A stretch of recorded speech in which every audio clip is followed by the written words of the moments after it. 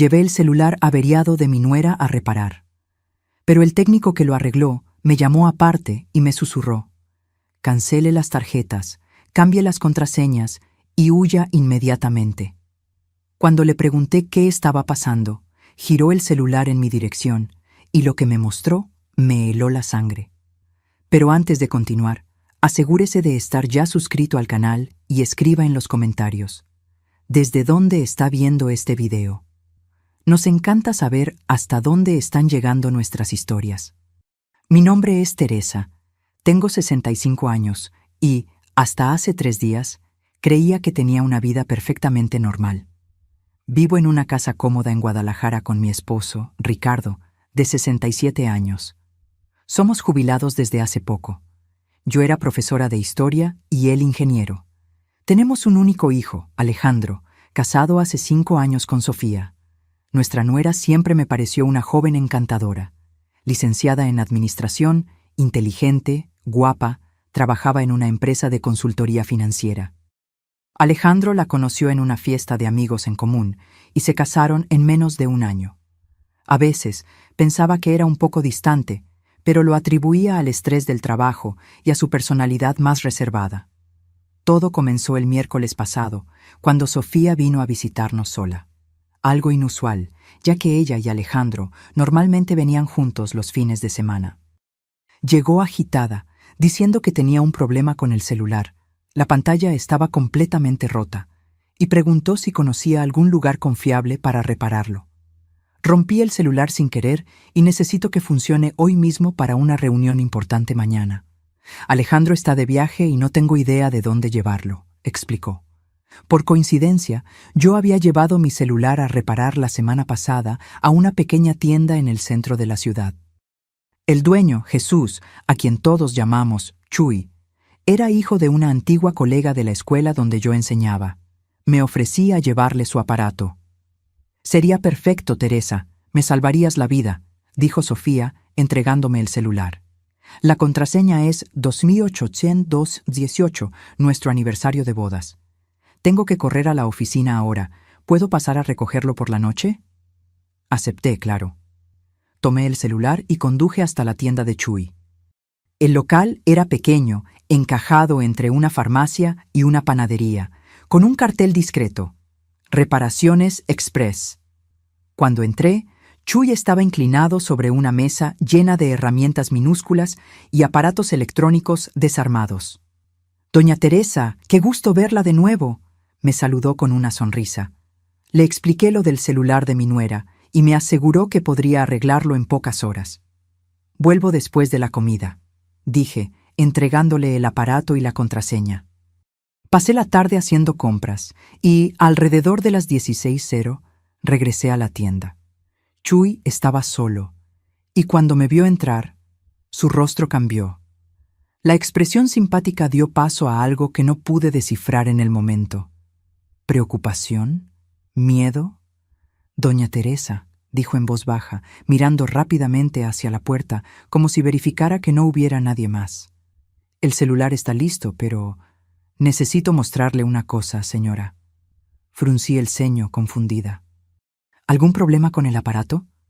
«No con el aparato», respondió, y entonces se acercó, hablando casi en un susurro. «Cancele las tarjetas, cambie las contraseñas y huya inmediatamente». Sentí un escalofrío recorrer mi espalda. «¿Qué? ¿De qué me está hablando, Chuy?» Me hizo una señal para que me acercara, abrió el celular de Sofía y entró en la aplicación de mensajes. Navegó hasta una carpeta llamada Plan B y me mostró la pantalla. Mi sangre se congeló.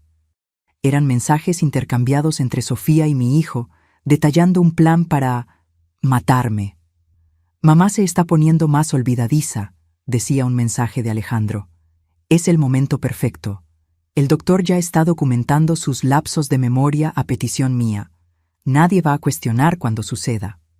La respuesta de Sofía me revolvió el estómago. «El seguro de vida de ella y de tu padre vale casi 2 millones. Con la venta de la casa después, tendremos suficiente para empezar de cero, lejos de Guadalajara». Sentí que mis piernas flaqueaban y tuve que apoyarme en el mostrador. «Esto Esto no puede ser verdad, murmuré, más para mí misma que para Chuy. Doña Teresa, juro que no quería meterme. Cuando estaba probando el celular después de la reparación, apareció una notificación y accidentalmente vi estos mensajes. No pude ignorarlo. Seguí deslizando la conversación, con los ojos desorbitados por el horror. Discutían métodos, fechas, cómo hacerlo parecer un accidente doméstico. Hablaban de medicamentos que podrían usar, dosis que serían fatales para una señora de su edad con presión alta. Mi propio hijo y su esposa, planeando fríamente mi muerte. También están planeando matar a Ricardo, susurré, sintiendo que me faltaba el aire. La conversación detallaba cómo harían para eliminar a mi esposo después. Tiene que ser con unas semanas de diferencia, escribió Alejandro. Una pareja mayor muriendo al mismo tiempo levantaría sospechas. Chuy cerró la puerta de la tienda y giró el cartel a cerrado. Me trajo un vaso de agua y me ayudó a sentarme. «Tiene que ir a la policía», dijo él, con voz firme pero gentil. Negué con la cabeza, todavía en shock. No me van a creer. Es la palabra de una anciana olvidadiza contra mi hijo y mi nuera, personas respetables en la comunidad. Entonces, señora, tiene que reunir pruebas y tiene que protegerse. Tenía razón. Tomé el celular con manos temblorosas y comencé a tomar fotos de los mensajes con mi propio aparato. Documenté todo: fechas, horas, el plan detallado, las menciones al médico de la familia que aparentemente estaba siendo manipulado para crear un historial de demencia. Chuy, ¿podrías restaurar el celular exactamente como estaba? No quiero que ellos sepan que descubrimos algo. Él estuvo de acuerdo y trabajamos juntos por 1 hora más. Cuando terminó, el celular de Sofía parecía intacto, sin ninguna señal de que sus mensajes secretos hubieran sido descubiertos. Al salir de la tienda, me sentí como si estuviera en una pesadilla. El cielo gris de Guadalajara parecía aún más sombrío. ¿Cómo volvería a casa? ¿Cómo miraría a Ricardo sabiendo que nuestro único hijo planeaba matarnos? Peor aún, ¿cómo enfrentaría a Sofía cuando viniera a recoger el celular? Conduciendo de vuelta a casa, planeé cada paso. Primero, tenía que alertar a Ricardo sin asustarlo demasiado. Luego, teníamos que actuar rápido, pero con inteligencia. Si Alejandro y Sofía sospechaban que sabíamos algo, podrían acelerar sus planes o crear una nueva estrategia.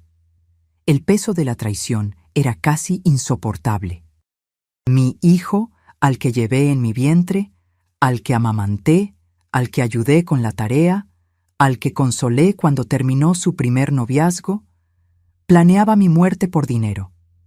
Estacioné el coche frente a nuestra casa y respiré hondo varias veces. Tenía que mantener la calma. El juego de vida o muerte había comenzado y yo tenía que ser más inteligente que los 2 jóvenes que pensaban que una anciana olvidadiza sería presa fácil. Poco sabían ellos que esta señora había enfrentado la dictadura militar cuando era estudiante, que había criado a un hijo sola mientras su esposo viajaba por trabajo, que había sobrevivido a un cáncer de mama hace 5 años. Si pensaban que iba a caer sin luchar, estaban muy equivocados. Salí del coche sosteniendo el celular de Sofía como si fuera una bomba a punto de explotar. Entré en casa, donde mi vida nunca más sería la misma. Ricardo estaba en la sala, viendo las noticias como hacía todas las tardes. Su rostro familiar, con el cabello gris y las gafas de lectura en la punta de la nariz, me dio un instante de normalidad en medio del caos que se había instalado en mi vida. ¿Pudiste resolver lo del celular de Sofía?, preguntó distraídamente, sin quitar los ojos de la televisión. Tragué saliva. Sí, está arreglado. Tenía que contárselo, pero no sabía cómo empezar. ¿Cómo le dices a tu esposo de 40 años que tu único hijo los quiere muertos a los 2? Ricardo, le llamé, mi voz más firme de lo que esperaba. Necesito mostrarte algo. Es grave. Algo en mi tono debió alarmarlo, porque inmediatamente apagó la televisión y me miró con atención. ¿Qué pasó, Teresa? Me senté a su lado y le mostré las fotos que había tomado de los mensajes. Observé su rostro mientras leía. La confusión inicial, seguida por la incredulidad, luego el horror y finalmente un dolor tan profundo que pensé que se derrumbaría allí mismo. No, susurró él con la voz ahogada. Debe haber algún error. Alejandro, jamás. Yo tampoco quería creerlo, respondí, sosteniendo sus manos temblorosas. Pero son ellos, Ricardo. Es el número de Alejandro, es la forma en que escribe, y Sofía respondiendo desde su celular, que está aquí conmigo. Ricardo cerró los ojos, respiró hondo varias veces. Cuando los abrió de nuevo, vi algo que rara vez presenciaba. Determinación absoluta. ¿Qué vamos a hacer?, preguntó. Le expliqué mi plan inicial: documentar todo, verificar nuestras cuentas bancarias, cambiar contraseñas, cancelar tarjetas compartidas, investigar qué médico estaría involucrado en esto. Teníamos que actuar como si nada hubiera cambiado, mientras secretamente reuníamos pruebas suficientes para confrontarlos, o, si era necesario, llevarlo todo a la policía. Sofía vendrá a recoger el celular esta noche, avisé. Tenemos que actuar con normalidad. ¿Cómo? La voz de Ricardo falló. ¿Cómo voy a mirarla sabiendo que... De la misma forma que he enseñado a adolescentes a fingir interés en historia medieval por 30 años, intenté bromear, pero la sonrisa salió débil. Un paso a la vez, Ricardo. Nuestra vida depende de esto. Pasamos la siguiente hora revisando cuentas bancarias en línea. Descubrimos algo perturbador. Pequeñas sumas habían sido transferidas regularmente de nuestra cuenta conjunta a una cuenta desconocida en los últimos 3 meses.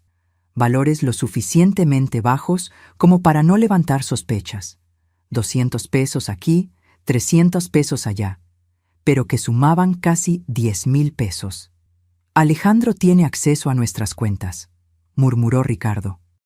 Le dimos un poder el año pasado, ¿recuerdas? Por si algo nos pasaba. La ironía era amarga. Confiamos tanto en él que prácticamente le entregamos las herramientas para nuestra propia destrucción. Cambiamos todas las contraseñas, cancelamos 2 tarjetas de crédito que Alejandro tenía como adicionales y llamamos al banco solicitando el bloqueo de cualquier transacción superior a 1,000 pesos sin autorización presencial. ¿Y qué hay del médico?, preguntó Ricardo. El doctor. Pablo nos atendía desde hacía más de 15 años. Era un amigo, almorzaba ocasionalmente en nuestra casa. La idea de que pudiera estar falsificando informes médicos a petición de mi hijo era casi tan dolorosa como la traición de Alejandro. Voy a programar una consulta mañana, decidí. Sola, quiero ver qué dice sobre mi memoria. A las 19:00 sonó el timbre. Ricardo y yo nos miramos, tensos. Él apretó mi mano, una promesa silenciosa de que seguiríamos nuestro plan. Abrí la puerta forzando una sonrisa. Sofía estaba guapa como siempre, con su cabello castaño impecablemente arreglado y ropa elegante. Esa apariencia cuidada ahora me parecía una máscara perfecta para ocultar la monstruosidad que había debajo. Teresa, disculpa venir tan tarde. ¿Cómo te fue con el técnico? Todo bien, respondí, entregándole el celular. Chuy hizo un gran trabajo, la pantalla está como nueva. Ella encendió el aparato, verificó rápidamente y sonrió. Perfecto, ¿cuánto fue? Déjame pagar. No te preocupes, ya lo arreglé todo. Fue una cortesía suya, ni cobró porque soy clienta antigua. Sofía dudó por un momento, un leve fruncido de cejas que antes no habría notado. ¿Estaría preocupada de que el técnico hubiera visto algo? ¿Estás segura? No quería incomodar. ¿Qué va, hija? ¿Quieres pasar? Ricardo está viendo la tele. Íbamos a tomar un té. Ay, no puedo hoy. Tengo una presentación mañana temprano y aún necesito revisar algunos datos. Noté cómo evitó mirarme directamente mientras hablaba. Una mentirosa hábil, pero ahora que sabía qué buscar, las pequeñas señales estaban ahí. Entiendo. ¿Cuándo regresa Alejandro del viaje? Mañana por la noche, respondió rápidamente. Otra mentira. Por los mensajes, Alejandro no estaba de viaje. Estaba en casa, esperando noticias de ella. Dile que nos visite pronto, dije, manteniendo el tono casual. Hace casi 2 semanas que no lo vemos. Claro, sonrió, guardando el celular en su bolso. Él también los extraña. ¡Ay, me acordé! ¿Ya revisaron a ese médico que Alejandro les recomendó? ¿El especialista en memoria? Mi corazón se aceleró, pero mantuve la expresión neutra. Todavía no tuvimos tiempo. ¿Por qué? Es que... dudó, su rostro una máscara de preocupación fingida. Alejandro comentó que últimamente has estado olvidando algunas cosas importantes, nombres, citas. Impresión suya, respondí con una risa ligera. Mi memoria está excelente. Recuerdo hasta el día en que usaste ese mismo conjunto en la fiesta de cumpleaños de mi prima Elisa, hace 2 meses. Vi algo pasar rápidamente por sus ojos. Frustración, preocupación, antes de que su sonrisa social volviera. Bueno, de todas formas, nunca está de más hacerse un chequeo, ¿no? ¿A su edad? Claro, claro. Programaré una consulta pronto. Nos despedimos, y tan pronto como cerré la puerta, me apoyé en ella, agotada por el esfuerzo de fingir normalidad. Ricardo me esperaba en la sala, tenso. ¿Y bien? Intentó sembrar la idea de mi pérdida de memoria, respondí, sentándome a su lado. Están construyendo el escenario para cuando suceda. ¿Qué hacemos ahora? Actuar, respondí, una determinación creciendo dentro de mí. Mañana temprano voy al doctor Pablo. Después quiero verificar nuestro seguro de vida. Necesitamos saber exactamente qué alteró a Alejandro.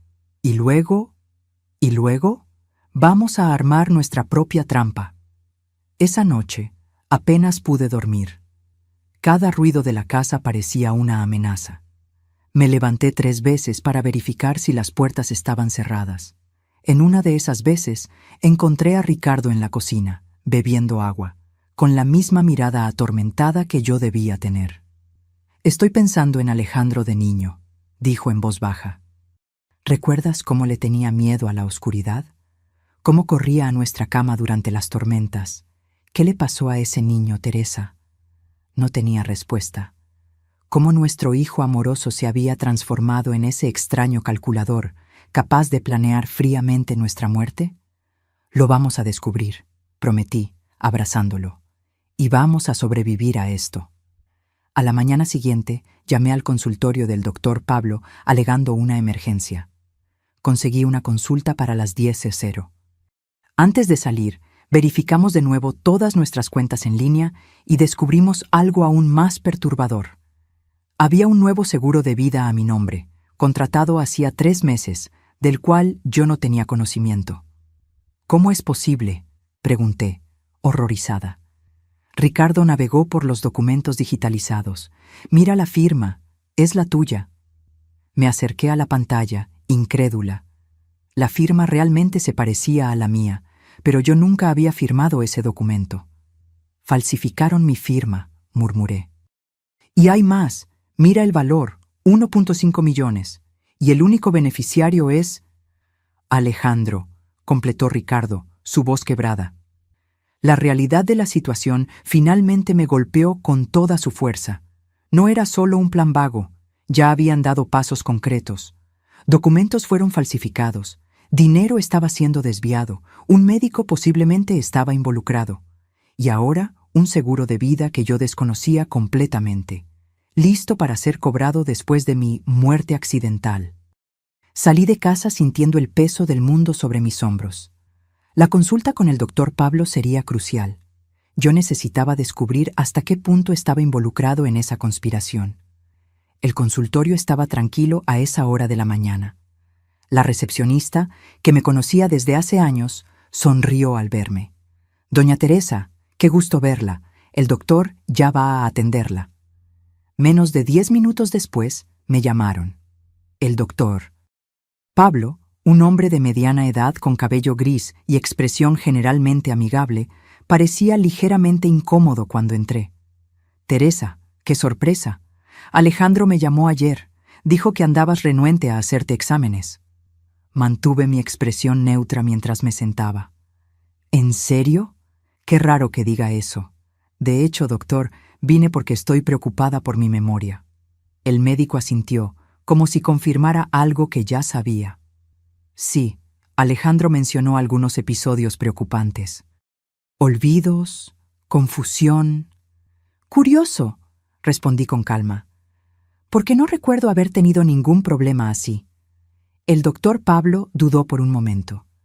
Bueno, Teresa, a veces el paciente no percibe sus propios lapsos. Es común en cuadros iniciales de demencia.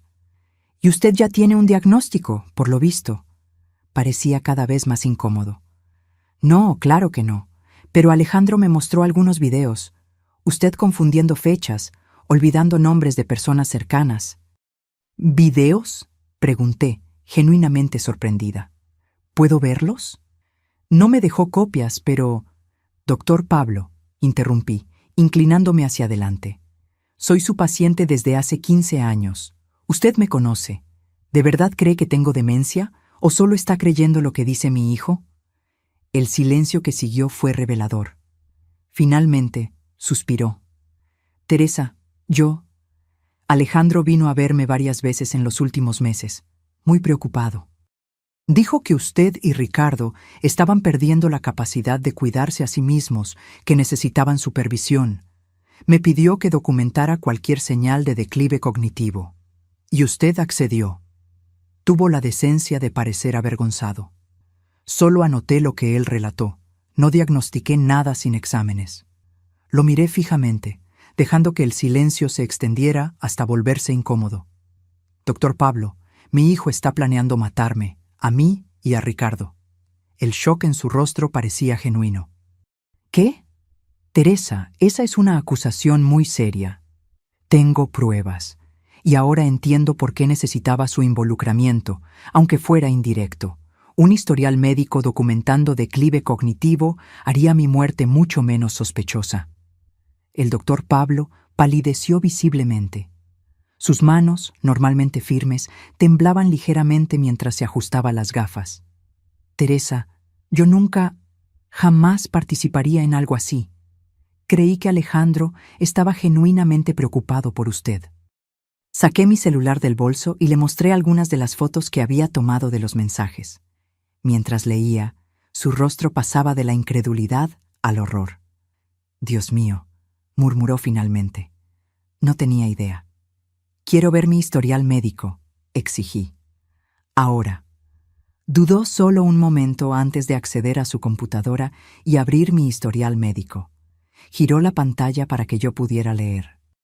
Allí estaba, documentado en lenguaje clínico impersonal. Paciente presenta signos de declive cognitivo según lo relatado por el hijo. Episodios recurrentes de confusión, desorientación temporal y espacial, olvido de nombres y eventos recientes. Se recomienda evaluación neurológica completa. Esto es mentira, dije con voz firme. Y usted lo sabe. Teresa, solo registré lo que Alejandro relató. No confirmé ni diagnostiqué nada. Pero creó un registro que podría ser usado en mi contra. Un registro médico oficial sugiriendo que estoy perdiendo mis facultades mentales. Perfecto para cuando muriera accidentalmente, ¿no cree? El médico parecía verdaderamente perturbado. ¿Qué quiere que haga? Primero, imprima este historial para mí, con su firma. Luego, quiero que haga un nuevo registro, con fecha de hoy, afirmando que me evaluó personalmente y no encontró ninguna señal de compromiso cognitivo. Accedió de inmediato, claramente afectado por la situación. Y doctor, añadí mientras tecleaba, si algo nos pasa a Ricardo o a mí, este historial y nuestra conversación de hoy serán las primeras cosas que verá la policía. Salí del consultorio con los documentos en mano, una prueba concreta de la conspiración en nuestra contra. El doctor Pablo había sido manipulado por Alejandro, pero su complicidad, aunque fuera por ingenuidad, casi nos costaría la vida. Conduje al banco a continuación. Necesitaba verificar personalmente nuestras cuentas y, principalmente, revocar cualquier poder que le hubiéramos dado a Alejandro. El gerente, el señor Mauricio, que llevaba nuestras cuentas desde hacía años, se sorprendió visiblemente cuando pedí revocar el poder. «Doña Teresa, ¿está segura? Su hijo me buscó recientemente diciendo que a ustedes les gustaría ampliar sus poderes para manejar las finanzas, ya que el señor Ricardo no anda bien de salud». Otra mentira. Ricardo estaba perfectamente saludable para sus 67 años. Mi esposo está muy bien, señor Mauricio. Y sí, estoy absolutamente segura. De hecho, quiero verificar todos los movimientos de nuestras cuentas en los últimos 6 meses. Pasamos la siguiente hora revisando extractos. Además de las pequeñas transferencias que ya habíamos identificado en línea, descubrimos algo aún más perturbador. Alejandro había iniciado el proceso para obtener una segunda tarjeta de crédito de Ricardo, alegando la pérdida de la original.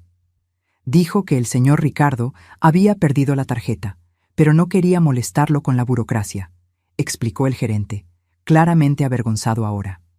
¿Y ustedes emitieron una nueva tarjeta sin la presencia o firma del titular?, pregunté incrédula. El señor... Sí. Mauricio se revolvió en la silla, incómodo.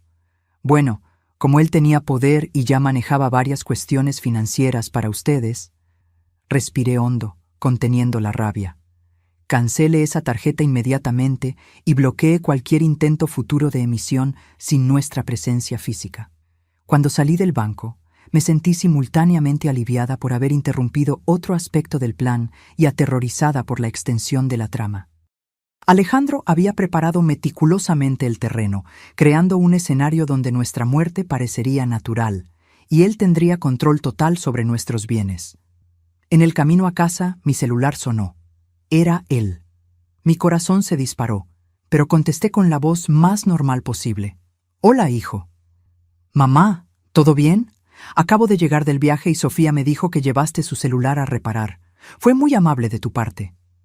La naturalidad con la que mentía era impresionante. No había viaje alguno. «De nada, querido. El chico de la asistencia es hijo de una colega mía. Nos hizo un buen precio». «Qué bien. Oye, estaba pensando en pasar por ahí esta noche con Sofía. Hace tiempo que no cenamos juntos, ¿verdad?» Un escalofrío recorrió mi espalda. ¿Por qué ese súbito interés en visitarnos? ¿Habrían notado algo? ¿El médico habría llamado a Alejandro después de mi visita? «Claro», respondí, manteniendo la voz firme. «Vengan, sí, hago esa lasaña que te gusta». «Perfecto». «Ah, y mamá. ¿Fuiste al médico que te recomendé?» Sofía dijo que todavía no habían ido. «De hecho, fui al doctor Pablo esta mañana». Un breve silencio. «¿Fuiste? ¿Y qué te dijo?» «Nada del otro mundo. Hizo algunas pruebas sencillas. Dijo que estoy perfectamente bien para mi edad». Otro silencio, más largo esta vez. «Ah, bueno, qué bien entonces.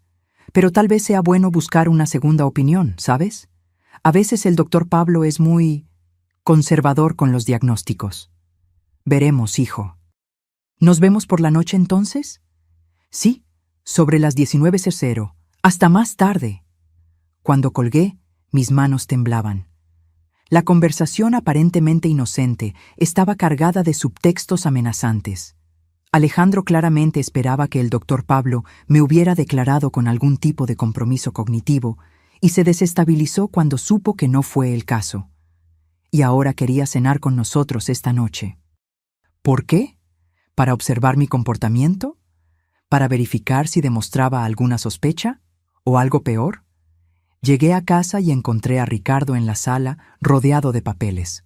Levantó la vista, ansioso. «¿Cómo te fue? ¿El médico está involucrado?» Le expliqué todo. Cómo Alejandro había manipulado al doctor Pablo para crear un falso historial médico. Cómo obtuvo acceso a nuestras cuentas bancarias. Cómo falsificó documentos del seguro de vida. «Y acaba de llamarme», concluí. «Él y Sofía quieren cenar aquí esta noche». Ricardo palideció. «¿Crees que sospechan que descubrimos algo?» «No estoy segura, pero se perturbó claramente cuando supo que fui al doctor Pablo y que el médico no encontró nada malo conmigo».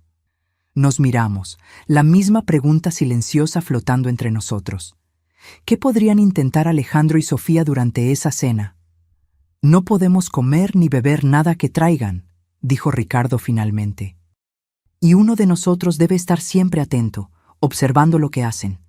Estuve de acuerdo. «Necesitamos grabar esa cena de alguna forma. Si dicen algo incriminatorio...» Ricardo asintió y fue a buscar su antigua grabadora digital, que usaba para registrar reuniones cuando aún trabajaba. Probamos el aparato, verificando si aún funcionaba y dónde podríamos esconderlo en el comedor.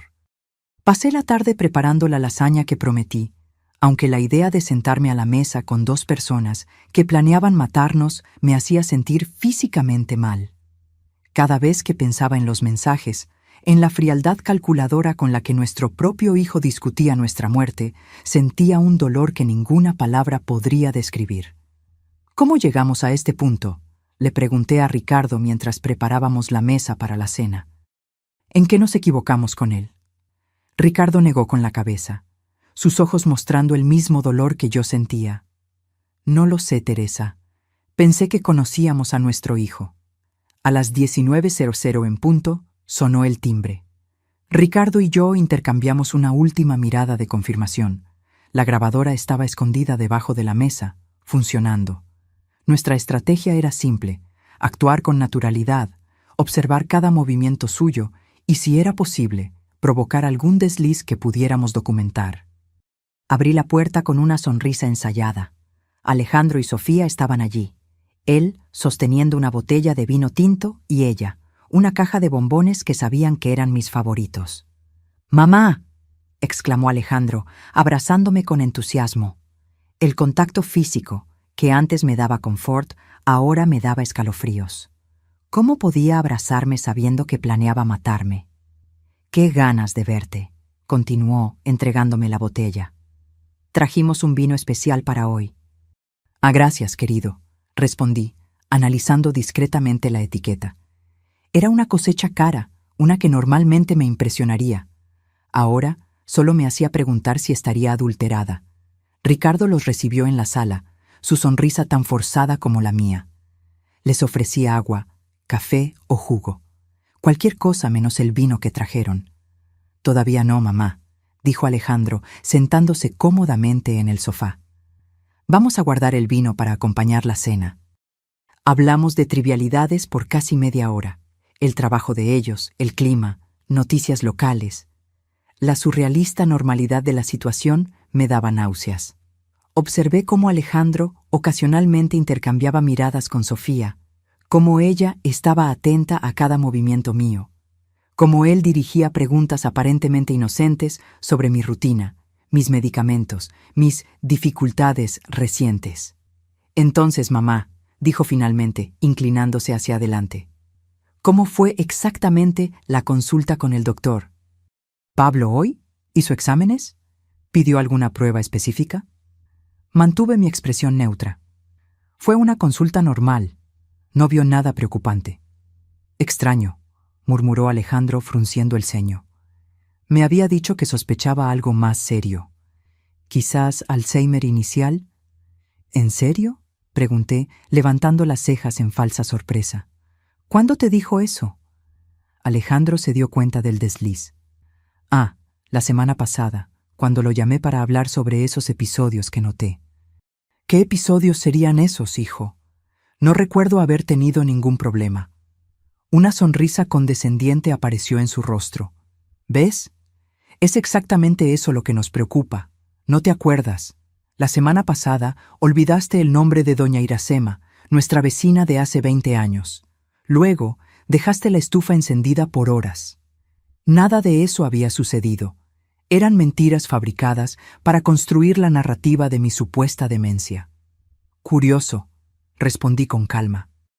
«Hablé con doña Iracema ayer mismo, llamándola por su nombre, y no uso la estufa desde hace días. He preferido el microondas últimamente». La sonrisa de Alejandro vaciló por un instante. «¿Cenamos?», intervino Ricardo levantándose.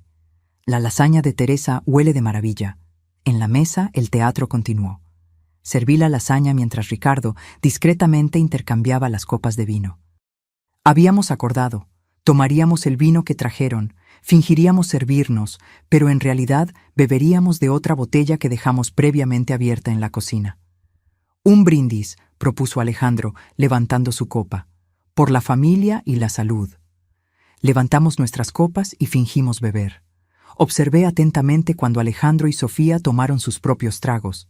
Bebían con normalidad, sin dudar. Tal vez el vino no estaba adulterado después de todo. Teresa, dijo Sofía, poniendo su copa en la mesa. Alejandro y yo hemos estado conversando. Nos preocupa que vivan solos en esta casa tan grande. Es verdad, agregó Alejandro, especialmente considerando estos episodios recientes. Pensamos que tal vez sería mejor que se mudaran a un lugar más pequeño, más fácil de mantener. O tal vez podríamos venir a vivir aquí con ustedes por un tiempo. Sentí a Ricardo tensarse a mi lado. Era eso. Querían mudarse a nuestra casa, estar más cerca para ejecutar el plan. Qué amables de su parte, respondí, manteniendo la voz firme. Pero estamos perfectamente bien, ¿verdad, Ricardo? Absolutamente, estuvo de acuerdo él. De hecho, hasta estamos pensando en viajar pronto, tal vez una temporada en la costa, en Cancún. Vi a Alejandro y Sofía intercambiar una mirada rápida. ¿Viaje? ¿Ahora?, cuestionó Alejandro. No creo que sea una buena idea, papá. ¿Y los médicos de mamá? ¿Y tus exámenes de rutina? Todo excelente, respondí por Ricardo. Podemos viajar tranquilamente. Sofía sonrió, pero sus ojos permanecieron fríos. ¿Necesitan ayuda para planear ese viaje? ¿Puedo buscar hoteles, paquetes? No será necesario, corté. Ya nos ocupamos de todo. La cena transcurrió con esa tensión subyacente. En cada pregunta aparentemente inocente, reconocía la verdadera intención detrás. Estaban evaluando nuestro estado mental, tratando de establecer control, buscando maneras de acercarse físicamente a nosotros. Cuando serví el postre, un flan que hice con cuidado frente a Ricardo, Alejandro retomó el asunto. Estuve hablando con un abogado, dijo casualmente, sobre poderes más amplios. Saben cómo es para emergencias. ¿Qué tipo de emergencias?, preguntó Ricardo, con la voz controlada. Bueno, si uno de ustedes necesita ser hospitalizado o si... Ya sabes, las cosas empeoran con la memoria de mamá. El abogado sugirió un poder pleno que me daría autoridad para tomar decisiones médicas y financieras por ustedes. Miré a mi hijo, estudiando su rostro. Ese mismo rostro que besé de bebé, que consolé de niño, que fotografié orgullosa en su graduación. ¿Cómo se había transformado en la máscara de un extraño calculador? No será necesario, hijo, dije finalmente. Ya actualizamos todos nuestros documentos recientemente. Incluso hicimos algunos cambios en nuestro testamento y en los beneficiarios de los seguros. La expresión de Alejandro se congeló por un instante. ¿Cambios? ¿Qué tipo de cambios? Nada del otro mundo, solo asegurando que todo esté en orden en caso de que algo nos pase. Sofía puso la mano sobre el brazo de Alejandro como si lo contuviera. Siempre es bueno revisar esos documentos, dijo ella suavemente. ¿Consultaron a un abogado? El doctor. Mauricio, el que tú recomendaste, mintió Ricardo con naturalidad impresionante. Fue muy útil. No existía ningún doctor Mauricio, pero la mentira alcanzó su objetivo. Ambos parecieron momentáneamente desestabilizados. A las 22:00, Alejandro miró el reloj y anunció que tenían que irse. Mañana trabajo temprano, justificó. Pero yo sabía el verdadero motivo. Necesitaban recalcular sus planes. Después de muchos abrazos falsos y promesas vacías de visitarnos más a menudo, finalmente se fueron. Tan pronto como se cerró la puerta, Ricardo y yo nos desplomamos en el sofá, agotados físicamente por el esfuerzo de mantener las apariencias. «Están sospechando», susurró Ricardo. Se dieron cuenta de que algo cambió. Estuve de acuerdo, levantándome para tomar la grabadora. Rebobinamos la grabación, escuchando de nuevo toda la conversación. Las implicaciones eran claras. Alejandro y Sofía aún estaban decididos a seguir con el plan, pero nuestros movimientos recientes, la consulta médica, los cambios bancarios, la mención al testamento, los habían vuelto cautelosos. «Van a intentar algo pronto», dijo Ricardo. «No pueden esperar mucho más, ahora que empezamos a tomar medidas de protección. Necesitamos más pruebas concretas», dije. «La grabación ayuda, pero aún no es suficiente para la policía». «¿Y si intentáramos que confesaran? ¿Confrontarlos directamente?» Negué con la cabeza. Demasiado arriesgado. Lo negarían todo y se volverían más vigilantes. Esa noche, verificamos todos los cerrojos 3 veces antes de acostarnos. Aún así, dormí con un teléfono al lado de la cama y una silla apoyada en la puerta del dormitorio. Precauciones que jamás imaginé necesitar tomar contra mi propio hijo. A la mañana siguiente, me desperté sobresaltada por el sonido de un coche estacionando. Corrí a la ventana y vi a Sofía saliendo de su camioneta negra, sola, a las 8:00 de la mañana de un día laborable, cuando debería estar en el trabajo. «Ricardo», llamé urgentemente, «Sofía está aquí». Él se levantó rápidamente, aún somnoliento. «¿Sola? ¿Dónde está Alejandro?» «No lo sé. Voy a abrir, pero quédate cerca». Bajé las escaleras, tratando de controlar el ritmo de mi respiración. ¿Por qué vendría Sofía tan temprano, sin avisar? ¿Qué quería? Abrí la puerta incluso antes de que tocara el timbre. Su rostro registró sorpresa por un momento, rápidamente sustituida por una sonrisa ensayada. «Teresa, disculpa venir tan temprano. Estaba de paso camino al trabajo y pensé en dejar estos documentos que Alejandro separó para ustedes». Sostenía un folder amarillo. «¿Qué documentos?», pregunté, sin intentar tomarlo. «Sobre ese poder que hablamos ayer. Y algunos artículos sobre tratamientos para Alzheimer inicial que pueden ayudar a retrasar el progreso de la enfermedad». Extendió el folder de nuevo. «Alejandro está realmente preocupado por ti». Miré el folder por un largo momento. Era una trampa. Tenía que serlo. Tal vez documentos ya preparados con mi firma falsificada, como el seguro de vida que descubrimos. «¿Por qué no pasas?», invité, manteniendo mi tono casual. «Podemos tomar un café y revisarlo juntas». Sofía dudó visiblemente. «De hecho, voy tarde al trabajo. Solo quería dejar esto para que lo leyeran con calma». «Insisto», dije, abriendo más la puerta. «Ricardo acaba de hacer café fresco. Solo tomará 5 minutos». A regañadientes entró. La conduje hasta la cocina, donde Ricardo ya estaba, aparentando tranquilidad mientras tomaba su café. «Sofía, qué agradable sorpresa», dijo él. «Trajo algunos documentos para que firmemos», expliqué, enfatizando la palabra firmemos. Ricardo entendió de inmediato.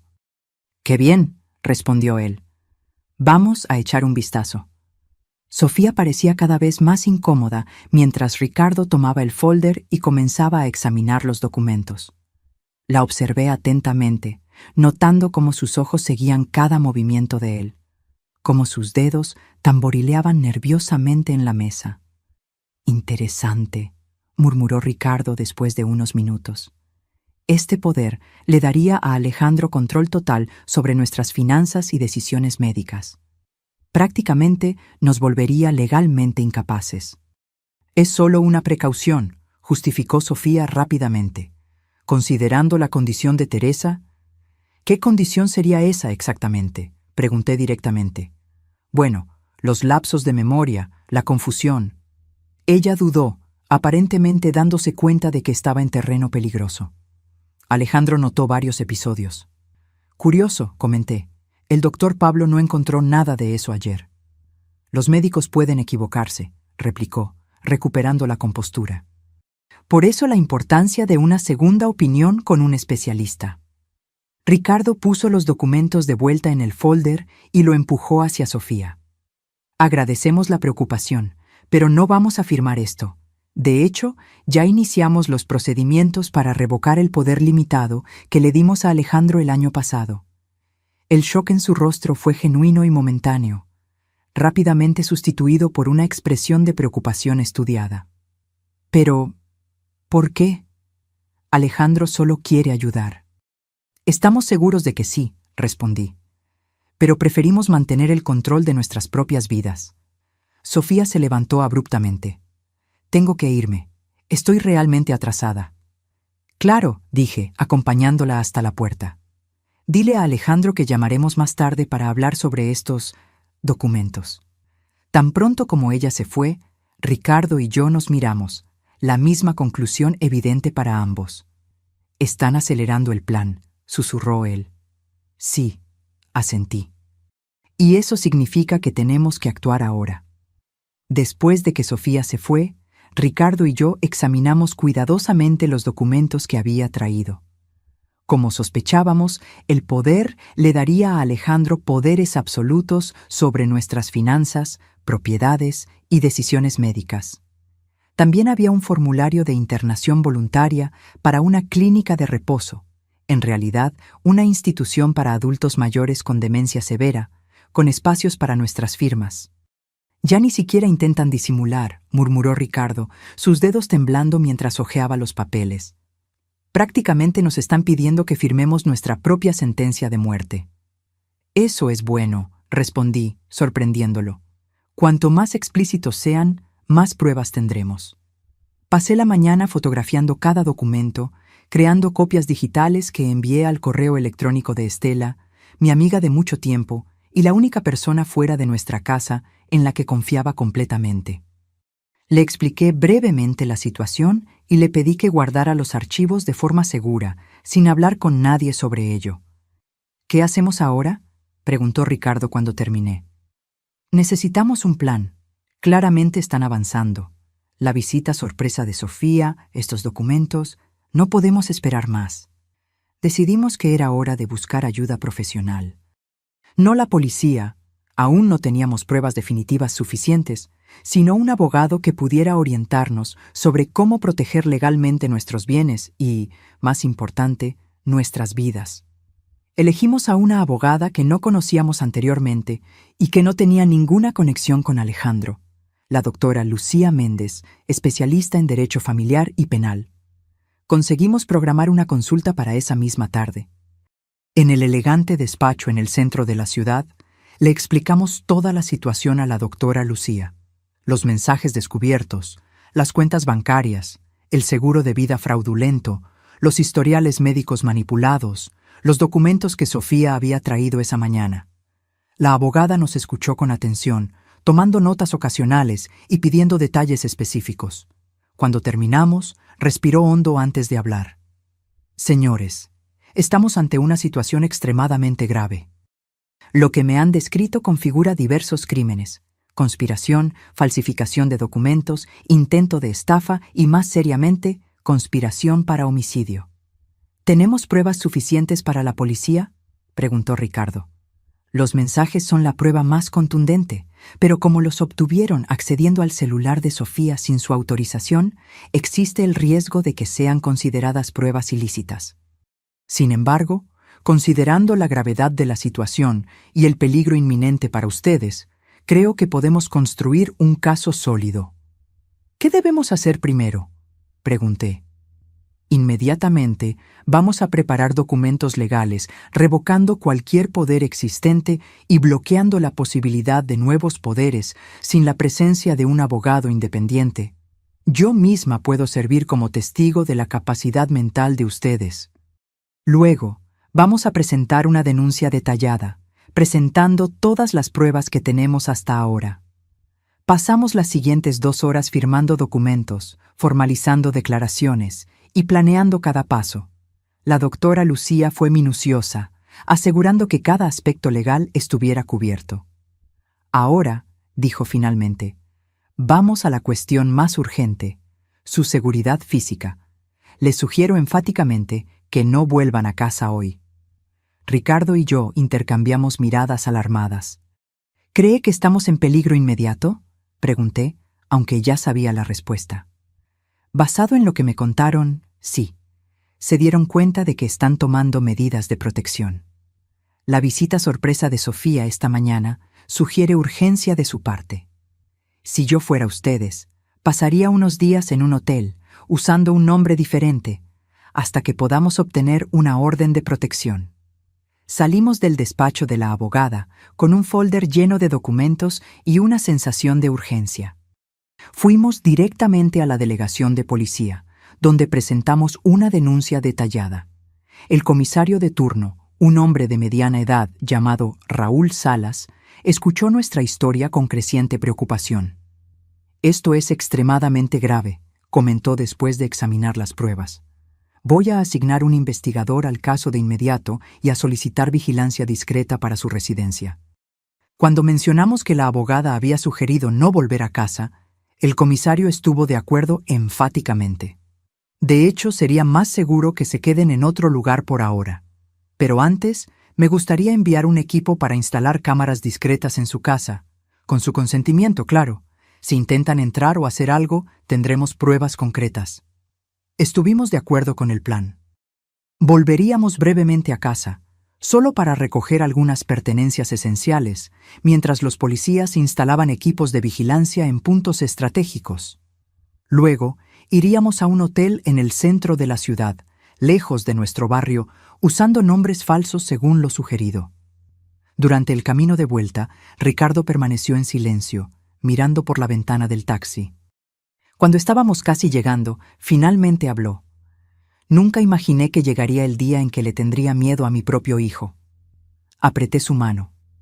No había palabras que pudieran aliviar ese dolor. Nuestra casa, vista desde fuera, parecía extrañamente normal. Las mismas ventanas, el mismo jardín que cultivábamos desde hacía años, el mismo buzón que Alejandro había pintado de adolescente. Era difícil creer que ese lugar que representaba seguridad y familia se había convertido en el escenario de una conspiración contra nuestras vidas. Los policías de Paisano llegaron discretamente, en un coche común.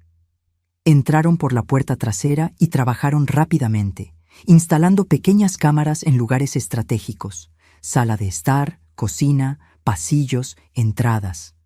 Explicaron que las imágenes serían transmitidas directamente a la delegación y monitoreadas 24 horas al día. Mientras tanto, Ricardo y yo recogimos lo esencial: ropa para unos días, medicamentos, documentos importantes. Evité mirar las fotografías familiares en la pared, los objetos que contaban la historia de nuestra vida juntos. Cada recuerdo ahora estaba contaminado por la traición. «Estamos listos», anunció el policía responsable de la instalación. Las cámaras son prácticamente invisibles a simple vista, pero capturan todo con alta definición. Si alguien entra, lo sabremos. Nos entregó una pequeña tarjeta con un número de teléfono. Esta es una línea directa para nuestro equipo. Cualquier emergencia, llamen inmediatamente. Cuando estábamos a punto de salir, mi celular sonó. Era Alejandro. Miré al policía, que asintió, indicando que debía contestar con normalidad. «¿Hola?», respondí, tratando de sonar natural. «Mamá, ¿dónde están? Pasé por su casa y nadie contestó». Mi corazón se aceleró. Había ido a nuestra casa mientras estábamos fuera. «¿Por qué?». «Estamos de compras en el centro comercial», mentí. «Necesitábamos algunas cosas». «Ah, entiendo. Es que me preocupé. Nunca salen sin avisar». La falsedad en su voz me daba náuseas. «Fue una decisión de último momento. Ya estamos volviendo a casa». «Perfecto, porque tengo una sorpresa para ustedes. Los estoy esperando aquí». Me congelé. Estaba en nuestra casa en ese mismo momento. «¿Una sorpresa?», pregunté, manteniendo la voz firme. «Sí, traje ese vino que les gusta». Pensé en pasar la tarde juntos, conversando sobre esos documentos que Sofía dejó en la mañana. El policía me hizo una señal para que mantuviera la conversación. «Qué amable, hijo. Llegaremos en media hora, más o menos». «Perfecto, los espero». Cuando colgué, el policía ya se estaba comunicando con sus colegas. «Sospechoso en el lugar. Repito, sospechoso en el lugar. Mantengan distancia, pero estén preparados». Volviéndose hacia nosotros, explicó: «Vamos a dejar que entre. Observen lo que hace. Si intenta plantar algo, drogas, veneno, cualquier cosa, lo tendremos en video. Sería una prueba irrefutable». El plan tenía sentido, pero la idea de Alejandro deambulando por nuestra casa, posiblemente preparando alguna trampa, me aterrorizaba. «¿Y si descubre las cámaras?», preguntó Ricardo. «Altamente improbable. Son del tamaño de un botón y colocadas en lugares estratégicos. Además, tenemos agentes posicionados discretamente en la cuadra». Fuimos a un café cercano, donde esperamos ansiosamente noticias. Con cada minuto que pasaba, imaginaba lo que Alejandro estaría haciendo en nuestra casa. ¿Preparando alguna trampa? ¿Plantando evidencias contra nosotros? revolviendo nuestras pertenencias en busca de algo? Después de 40 minutos que parecieron una eternidad, el policía recibió una llamada. Escuchó atentamente, haciendo gestos afirmativos con la cabeza. «Salió», informó al colgar. «Y tenemos algo interesante en las grabaciones». Volvimos rápidamente a la delegación, donde nos llevaron a una sala con varios monitores. El comisario Salas ya estaba allí, viendo la grabación de las cámaras instaladas en nuestra casa. «Señores Pérez», nos saludó gravemente. «Creo que deberían ver esto». En la pantalla, vimos a Alejandro entrando en la cocina con 2 bolsas de plástico. Miró a su alrededor, verificó que estaba solo, y entonces comenzó a actuar de forma metódica. Sacó varios envases de medicamentos de las bolsas y los puso en nuestro botiquín, mezclándolos con los nuestros. Luego, abrió una botella de vino, probablemente la sorpresa que mencionó, y añadió algún tipo de polvo blanco, mezclando cuidadosamente antes de volver a poner el corcho. Finalmente, sacó de su bolsillo un pequeño dispositivo electrónico que no reconocimos y lo instaló discretamente debajo de la mesa de la cocina. Probablemente un micrófono o cámara. «Dios mío», murmuré, con las manos cubriendo mi boca. Ver a mi propio hijo, en video, preparando deliberadamente lo que parecía ser nuestra muerte, era un dolor indescriptible.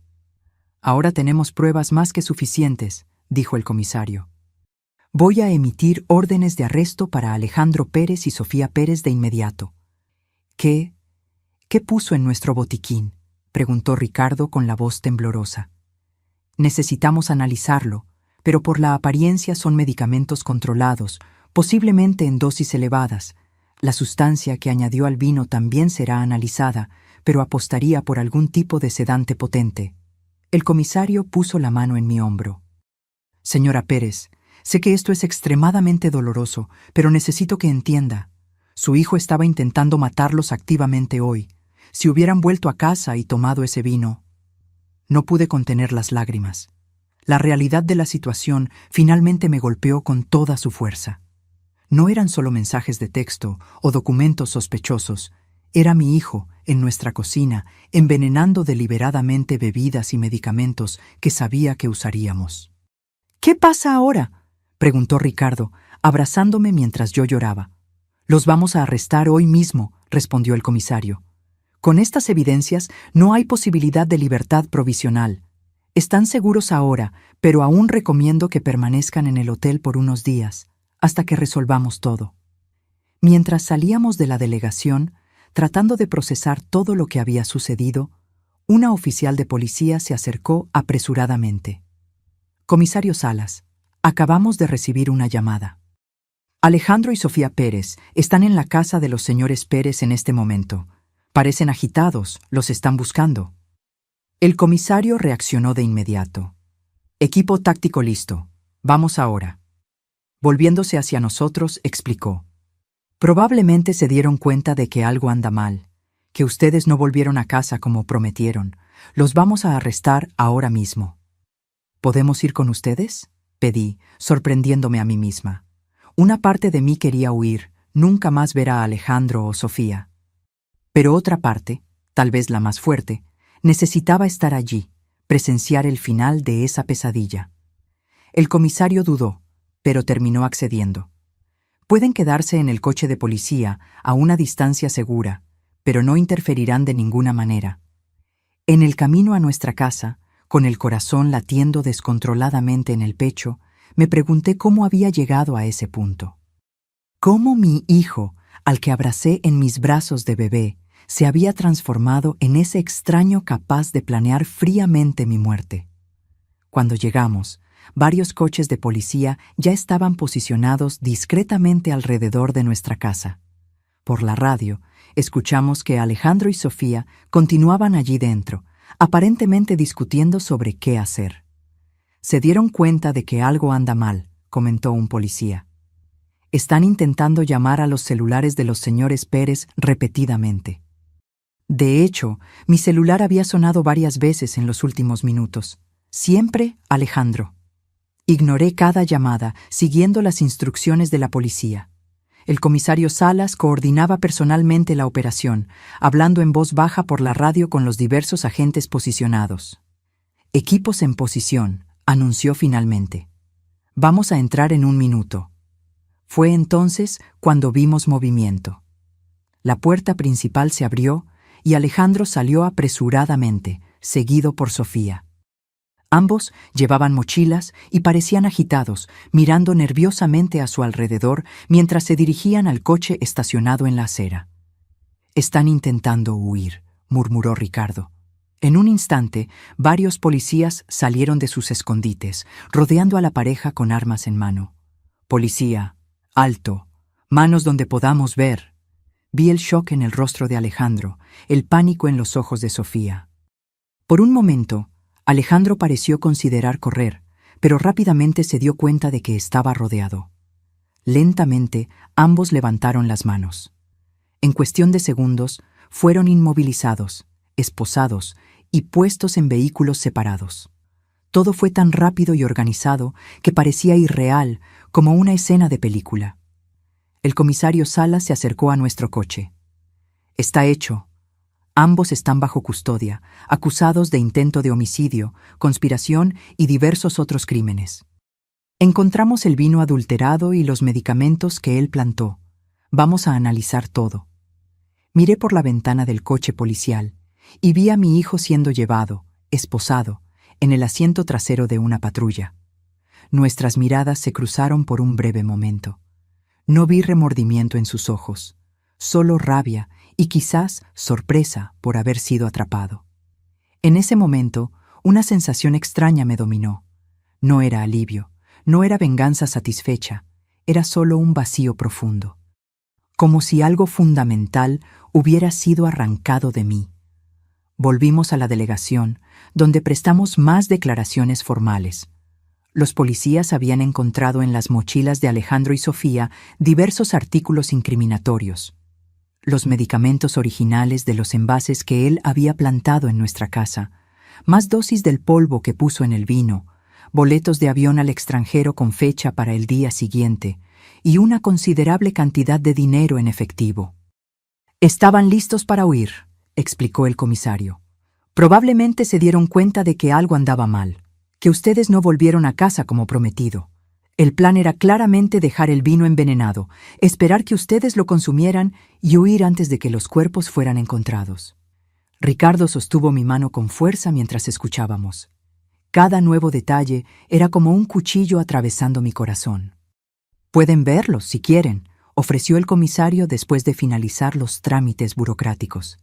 «Están en celdas separadas, esperando el traslado». Ricardo negó con la cabeza. Todavía no estaba listo, y yo lo respeté. Pero algo dentro de mí necesitaba mirar a los ojos de mi hijo una última vez. «Quiero ver a Alejandro», dije, sorprendiéndonos a todos, incluso a mí misma. El comisario me condujo por un pasillo largo y frío hasta una sala pequeña con una mesa y 2 sillas. «Lo traeremos aquí. Estaremos observando por el cristal. Y si siente cualquier incomodidad, solo tiene que levantar la mano, y lo interrumpimos de inmediato». Asentí, sentándome con la espalda recta y las manos cruzadas sobre la mesa para disimular su temblor. Unos minutos después, la puerta se abrió y Alejandro entró, esposado y escoltado por un policía. Su rostro estaba pálido, los ojos rojos, el cabello despeinado. Parecía haber envejecido 10 años en pocas horas. El policía lo hizo sentarse frente a mí y salió, permaneciendo justo afuera de la puerta. Por casi 1 minuto, permanecimos en silencio, solo mirándonos. Alejandro fue el primero en hablar. «Me tendieron una trampa», dijo él, con la voz baja y amarga. «Todo esto es un gran malentendido». «No me mientas», respondí con calma. «No ahora. Se acabó, Alejandro». Desvió la mirada, su mandíbula tensa. «¿Qué quieres que diga?» «Quiero saber por qué. ¿Por qué tu propio padre y yo?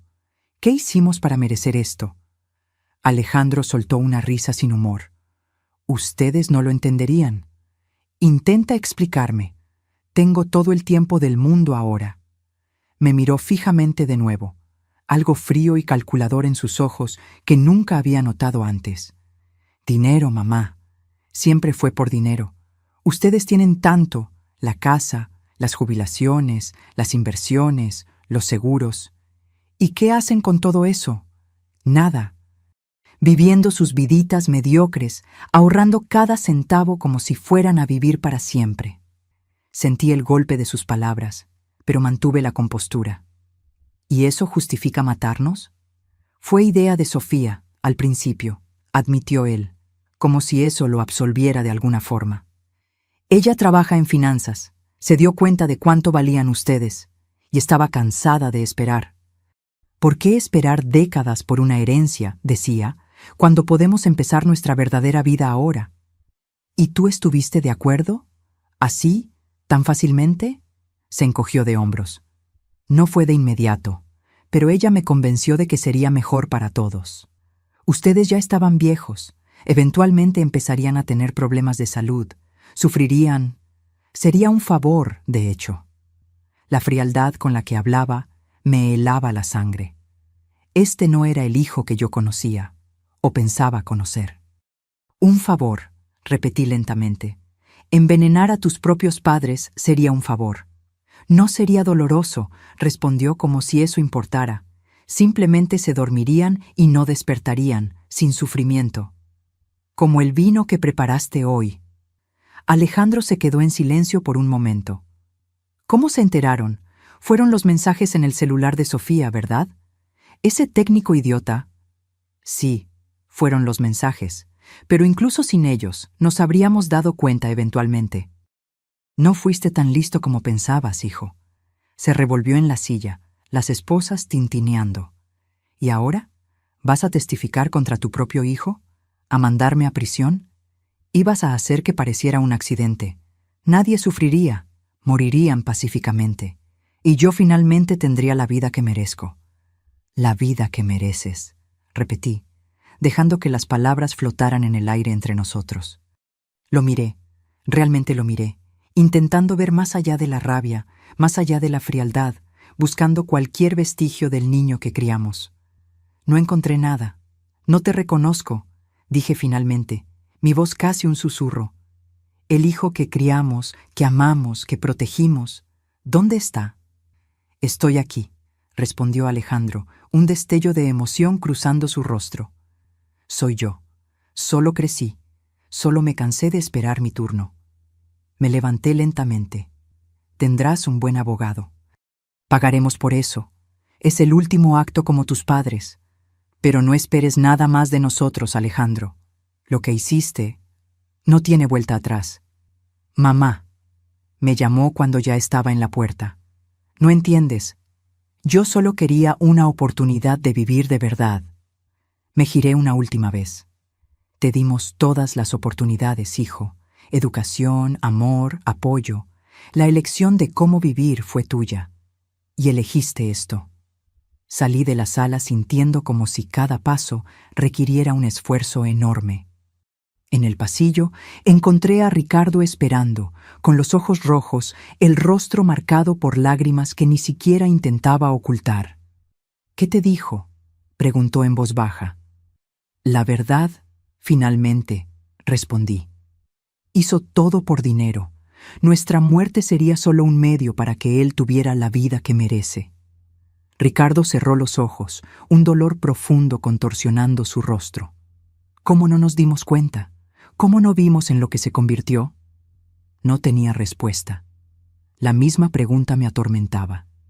¿Cómo los padres que estuvieron presentes en cada momento importante, que celebraron cada logro, que enseñaron valores y principios, pudieron criar a alguien capaz de planear fríamente el asesinato de sus propios padres? Dejamos la delegación en silencio, dirigiéndonos al hotel donde pasaríamos las próximas noches.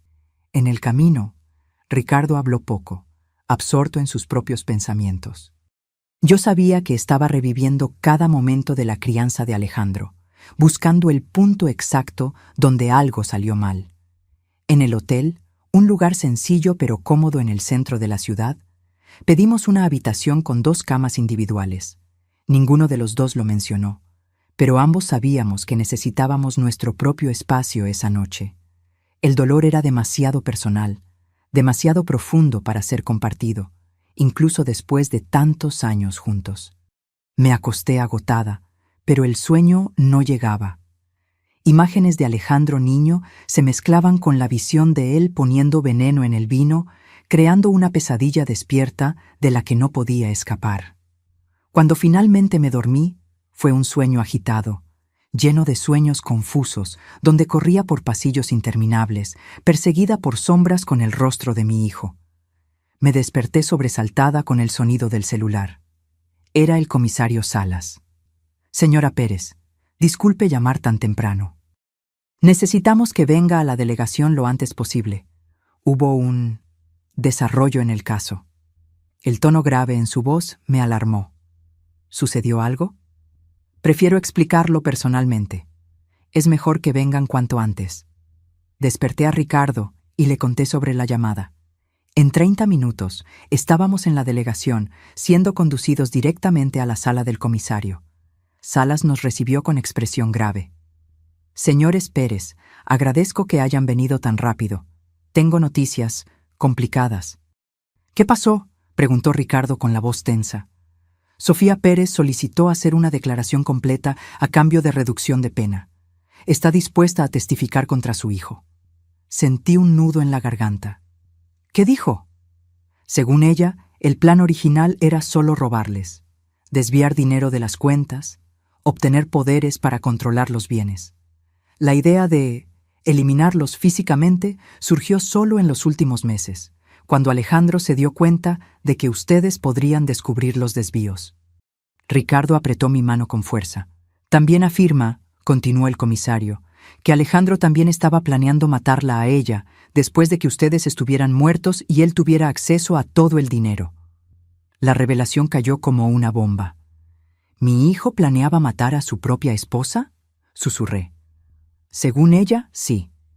Encontró mensajes de él con otra mujer, discutiendo cómo se dividirían el dinero después de que el problema Sofía fuera resuelto. Cerré los ojos, tratando de absorber esa nueva capa de horror. No bastaba con planear nuestra muerte. Alejandro estaba dispuesto a eliminar a cualquiera que se interpusiera entre él y el dinero. Hay más, dijo Salas, su tono aún más grave. Analizamos el polvo que puso en el vino. Es una mezcla de sedantes potentes y una sustancia llamada adelfa, extremadamente tóxica, causa paro cardíaco, y encontramos evidencias de que ya había intentado antes. ¿Cómo es eso?, preguntó Ricardo. Muestras de su cabello, señora Pérez, revelaron rastros de la misma sustancia, probablemente administrada en pequeñas dosis para simular problemas de salud naturales. Eso explicaría los lapsos de memoria que él alegaba que usted tenía. No eran lapsos, eran síntomas de envenenamiento gradual. La sala pareció girar a mi alrededor. Agarré el borde de la mesa para estabilizarme, mientras la cruel realidad me golpeaba. Mi hijo ya había comenzado a envenenarme, lenta, metódicamente. ¿Por cuánto tiempo?, logré preguntar.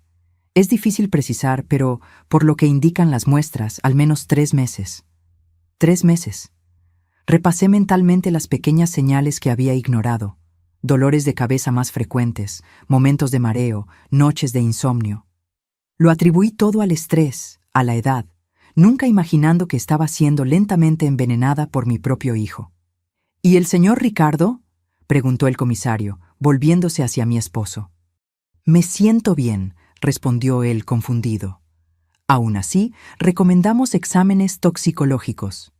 Si la señora fue blanco, es posible que él también haya comenzado a actuar contra usted. Dejamos la delegación aún más afectados que antes. La idea de que Alejandro no solo planeaba matarnos, sino que ya había iniciado el proceso, era insoportable. Cada comida que compartimos en los últimos meses, cada taza de café que él gentilmente preparó, cada medicamento que me recordó tomar, todo podía haber sido parte de su plan macabro. Vamos al hospital ahora mismo, insistió Ricardo. Necesitamos verificar si hay daños permanentes. En el hospital, fuimos atendidos con prioridad después de explicar la situación. Los médicos realizaron una batería de exámenes, recolectaron muestras de sangre y cabello y nos internaron para observación por 24 horas. Los resultados, cuando llegaron, confirmaron las sospechas. Yo tenía niveles detectables de adelfa en el organismo, aunque no lo suficiente para causar daños permanentes. Ricardo estaba limpio, sugiriendo que Alejandro se había enfocado en mí primero, probablemente porque, como mujer mayor con historial de problemas de salud, tuve cáncer de mama años atrás, mi muerte parecería menos sospechosa. Tuvo suerte, señora, explicó el médico. El envenenamiento gradual fue interrumpido antes de que causara daños irreversibles. Con el tratamiento adecuado y tiempo, su cuerpo eliminará completamente la toxina. Suerte. Era una palabra extraña para describir la situación. ¿Tuve suerte porque descubrí que mi hijo me estaba envenenando antes de que consiguiera matarme? En los días siguientes, el caso ganó proporciones que nunca imaginamos. La historia del hijo que planeó asesinar a sus padres por herencia atrajo la atención de los medios nacionales. Reporteros rodeaban el hotel donde estábamos hospedados. Llamaban constantemente. Intentaban de todas las formas obtener una declaración nuestra. Rechazamos todas las entrevistas, todas las apariciones. Nuestro dolor era demasiado profundo, demasiado personal para ser transformado en espectáculo público. La doctora Lucía, nuestra abogada, se convirtió en nuestra portavoz oficial, gestionando todos los aspectos legales y manteniendo a la prensa a distancia.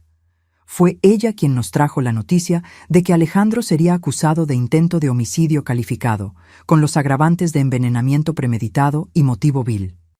Si era condenado, enfrentaría décadas de prisión.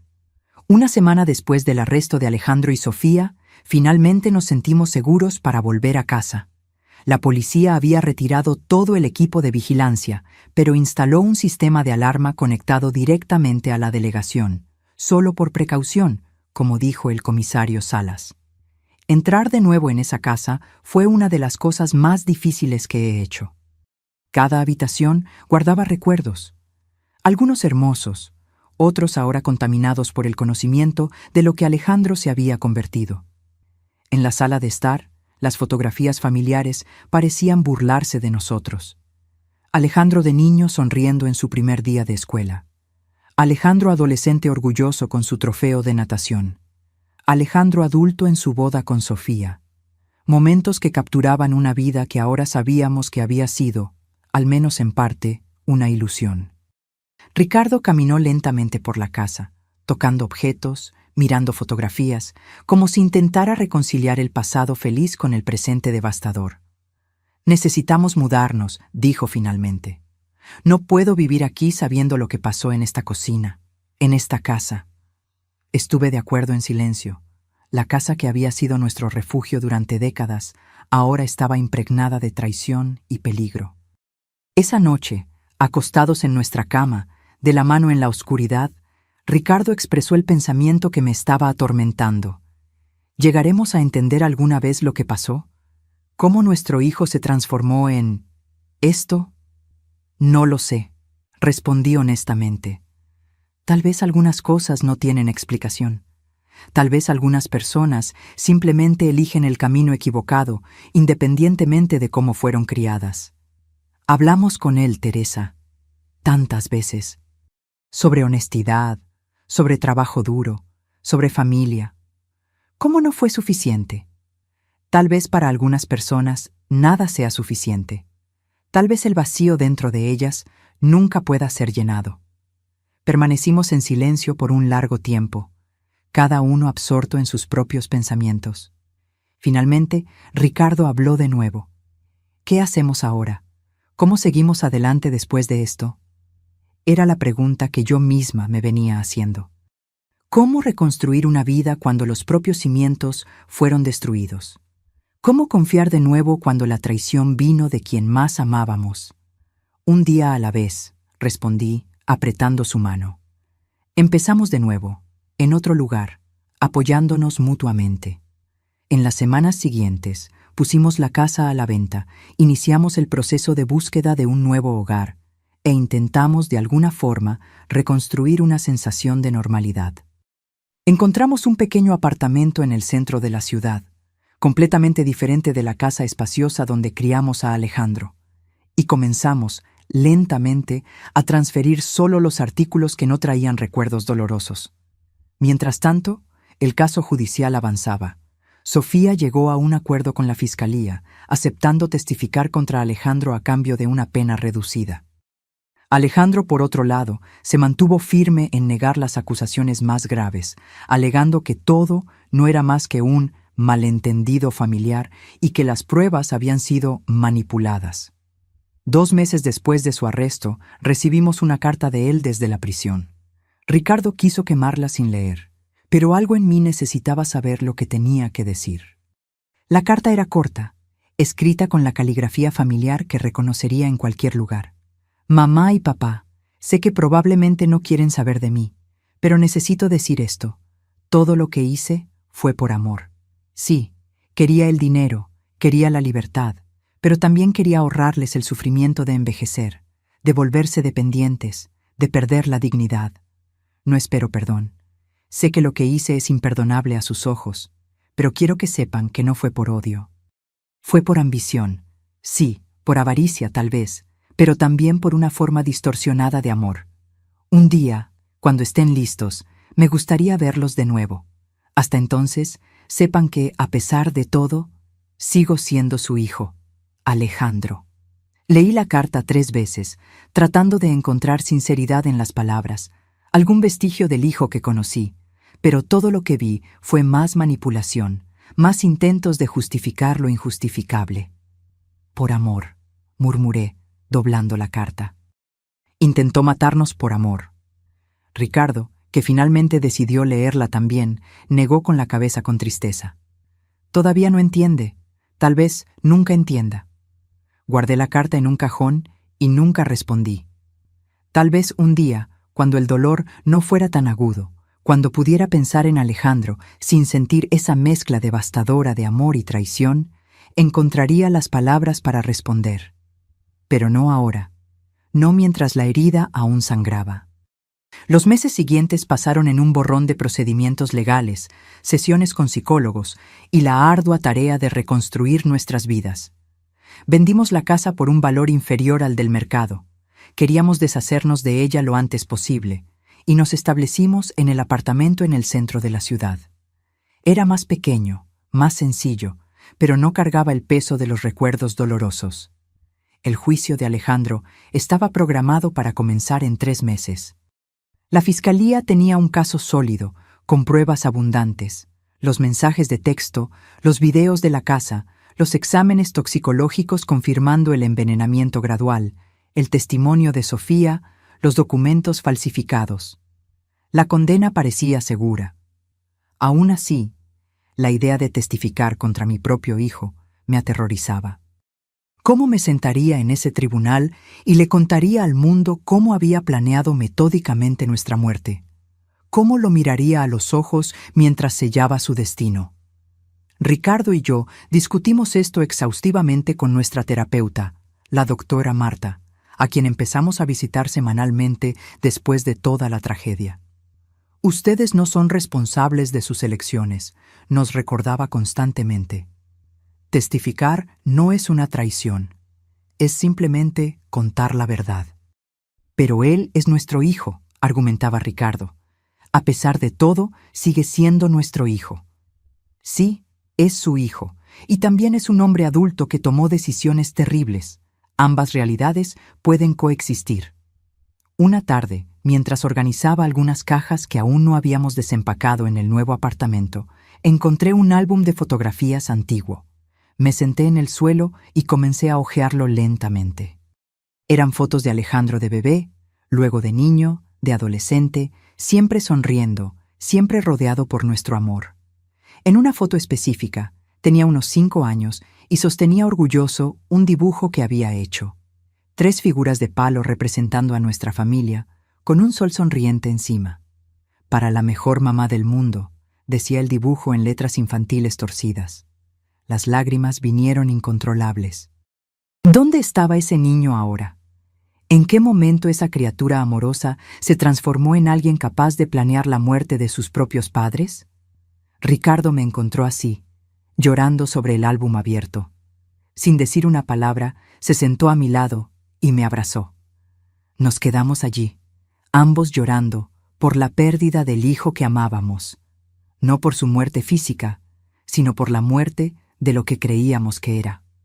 La semana siguiente, recibimos una visita inesperada. Estela, mi amiga de la biblioteca que me había ayudado a documentar las pruebas contra Alejandro, trajo consigo un folder con recortes de periódicos antiguos. Teresa, Ricardo, comenzó excitante. Encontré algo que necesitan ver. Los recortes eran de un pequeño periódico de una ciudad en el sur del país, con fecha de 5 años atrás. Los titulares gritaban: adulto mayor muere en circunstancias misteriosas. Sobrina hereda fortuna tras muerte de tío. Policía investiga muerte sospechosa, pero archiva caso por falta de pruebas. ¿Qué es esto?, pregunté confundida. Mira la foto. Estela señaló la imagen de una joven siendo entrevistada. Era Sofía, algunos años más joven, pero inconfundiblemente ella. Antes de llamarse Sofía Silva y mudarse a Guadalajara, era conocida como Carolina Santos, en este pequeño pueblo. Y el hombre que murió misteriosamente era su tío, que la crió después de la muerte de sus padres. Ricardo tomó los recortes, leyendo rápidamente. Ella heredó todo. La policía sospechó de envenenamiento, pero no pudo obtener pruebas concluyentes. Exactamente, confirmó Estela. ¿Y sabes cuál era la sustancia sospechosa?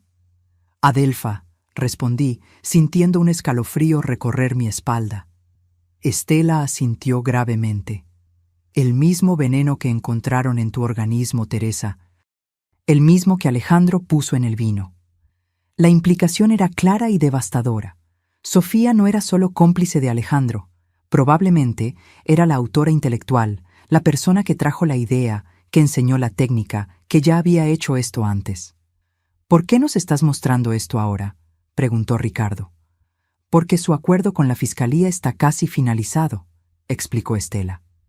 Ella va a pasar solo unos años en prisión a cambio de su testimonio contra Alejandro. No es justo, no cuando ella probablemente ya mató antes. Llevamos el descubrimiento a la doctora Lucía, nuestra abogada, que inmediatamente se puso en contacto con el fiscal del caso. Las investigaciones fueron reabiertas, tanto sobre la muerte del tío de Sofía como sobre posibles otros casos similares en su pasado. En cuestión de semanas, el acuerdo de Sofía estaba en suspenso, y ella enfrentaba acusaciones adicionales. La policía encontró en su apartamento un diario detallando no solo el plan para matarnos, sino también anotaciones sobre la muerte del tío y planes para eliminar a Alejandro después de conseguir acceso a nuestro dinero. El panorama que emergió era aún más sombrío de lo que imaginábamos. Sofía era una sociópata calculadora que había engañado a Alejandro, manipulándolo para que planeara nuestra muerte.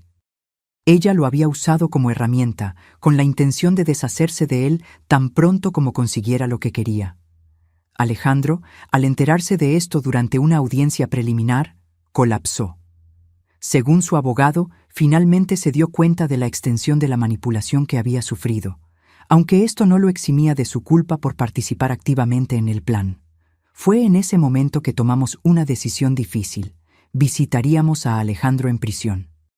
No por perdón o reconciliación, era demasiado pronto para eso, si es que alguna vez sería posible, sino para mirar la verdad de frente, para intentar entender. La penitenciaría era un lugar frío y opresivo. Seguimos a un guardia por pasillos grises hasta una pequeña sala de visitas, donde esperamos en silencio tenso. Cuando la puerta se abrió y Alejandro entró, esposado y vistiendo el uniforme naranja de presidiario, mi corazón se encogió. Había perdido peso. Su rostro estaba pálido, con ojeras profundas. Parecía mucho mayor que sus 35 años.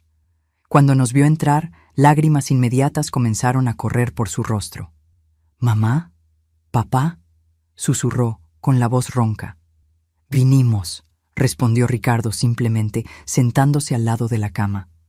No había mucho que decir. El abismo entre nosotros era demasiado vasto para ser llenado con palabras. Pero estar allí, ofrecer ese pequeño confort humano, parecía importante, no solo para Alejandro, sino también para nosotros. Lo siento mucho, dijo él finalmente, por todo. Sé que no significa nada después de lo que hice, pero tengo que decirlo. ¿Por qué intentaste suicidarte?, pregunté directamente. Miró sus propias manos vendadas. Porque finalmente entendí la magnitud de lo que hice. No solo el plan, las mentiras, la manipulación, sino cuánto los lastimé, cuánto destruí. Y me di cuenta de que nunca podría arreglarlo. Por primera vez desde que todo sucedió, vi algo en sus ojos que parecía genuino. No manipulación, no autocompasión, sino comprensión real del dolor que había causado. Tienes razón, dijo Ricardo, su voz gentil pero firme. Algunas cosas no se pueden arreglar, pero eso no significa que debas rendirte. ¿Por qué? ¿Qué me queda? La vida, respondí simplemente. Imperfecta, difícil, dentro de estas paredes por muchos años, pero aún así, vida. La oportunidad de, tal vez, un día, hacer algo bueno con ella. Estuvimos solo media hora. No prometimos volver regularmente, ni ofrecimos perdón fácil. Solo nos despedimos, dejando en el aire la posibilidad, aunque tenue, de algún tipo de relación futura. En el camino de vuelta a casa, Ricardo y yo permanecimos en silencio por un largo tiempo, procesando la visita, las emociones conflictivas que suscitó. ¿Fue lo correcto?, preguntó él finalmente. No sé si existe una cosa correcta en situaciones como esta, respondí. Solo sé que no me arrepiento de haber ido. 4 años después de descubrir la conspiración contra nuestras vidas, Ricardo y yo celebramos 45 años de casados. Decidimos no hacer nada grandioso. Solo una cena tranquila en casa con los pocos amigos que permanecieron a nuestro lado durante toda la tormenta. Durante la cena, mientras observaba a Ricardo contar una historia que hizo reír a todos, me di cuenta de algo importante. Éramos felices de nuevo. No de la misma forma que antes. Había cicatrices que nunca desaparecerían completamente, pero de una forma más profunda, más consciente. Habíamos enfrentado lo peor que la vida podía ofrecer y sobrevivido. Habíamos reconstruido algo del caos, encontrado significado después de la destrucción. Y, tal vez lo más importante, habíamos elegido no permitir que la traición envenenara el resto de nuestras vidas. Alejandro continuaba en prisión, donde pasaría muchos años más. Después del intento de suicidio, parecía haber encontrado algún tipo de propósito.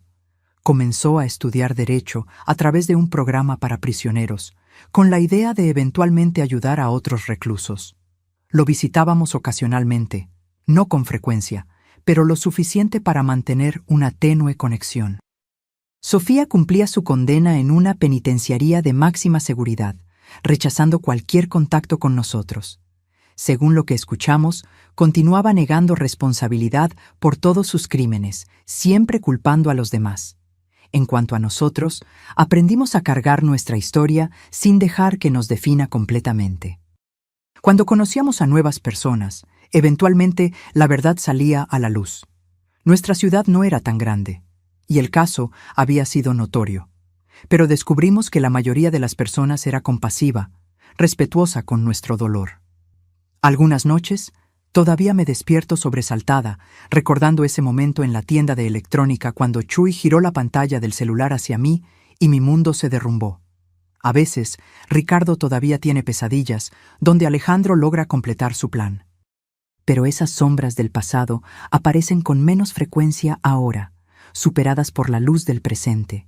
Las pequeñas alegrías del día a día, los nuevos amigos, los hobbies redescubiertos, el amor que sobrevivió a lo impensable.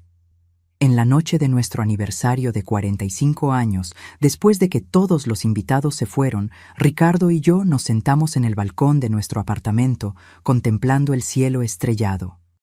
«¿Quién lo diría?», comentó él, sosteniendo mi mano, «que después de todo, todavía estaríamos aquí, Juntos.